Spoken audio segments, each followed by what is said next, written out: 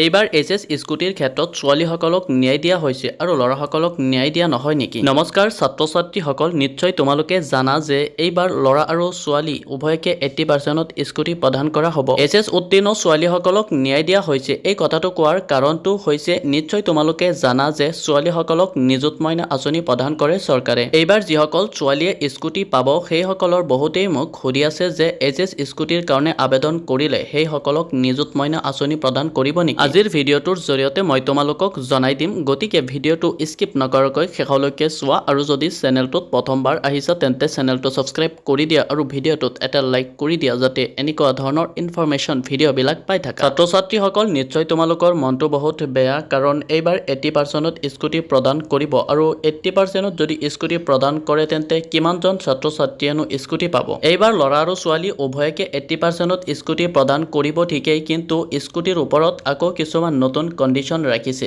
যেনকে কোচিঙত admission ল'লে কোনো ছাত্ৰ ছাত্ৰীয়ে স্কুটি নাপায়। যি কি নহওক, যিসকল ছোৱালীয়ে জানিব বিচাৰিছিল যে এইচএছ স্কুটিৰ কাৰণে আবেদন কৰিলে তেনেকুৱা ছোৱালীসকলক নিযুত মইনা আঁচনি দিব নেকি? মুখ্যমন্ত্ৰী হিমন্ত বিশ্ব শৰ্মাই জনাই দিছিল যে যিসকল ছোৱালীয়ে এইচএছ স্কুটিৰ কাৰণে আবেদন কৰিব তেনেকুৱা ছোৱালীসকলক নিযুত মইনা আঁচনি নিদিয়ে আৰু যিসকলে নেকি নিযুত মইনা আঁচনিত আবেদন কৰিব সেইসকলক স্কুটি প্ৰদান নকৰে। তো ছাত্ৰ ছাত্ৰীসকল, ছোৱালীসকলক ন্যায় দিয়া হৈছে। এই কথাটো কোৱাৰ কাৰণটো হৈছে যে যিহেতু ছোৱালীসকলে হয়তো স্কুটিৰ বাবে আবেদন কৰিব পাৰিব নাইবা নিযুত মইনা আঁচনিৰ কাৰণে আবেদন কৰিব পাৰিব। যিহেতু এইবাৰৰ পৰা স্কুটি পাবলৈ হ'লে ল'ৰা আৰু ছোৱালী উভয়কে 80% নাম্বাৰ লাগিব, তো ছোৱালীসকলে স্কুটি নাপালেই কি তেওঁলোকে কিন্তু নিযুত মইনা আঁচনিত আবেদন কৰিব পাৰিব। সেইকাৰণে কোৱা হৈছে যে ছোৱালীসকলে ন্যায় পাইছে, কাৰণ ছোৱালীসকলে 80% নাপালে স্কুটি নাপাব, কিন্তু তেওঁলোকে নিযুত মইনা আঁচনিৰ টকা পাব আৰু নিযুত মইনা আঁচনিত আবেদন কৰিব পাৰিব। কিন্তু ল'ৰাসকলে যদি 80%তকৈ নাম্বাৰ কম পায় তেন্তে এফালে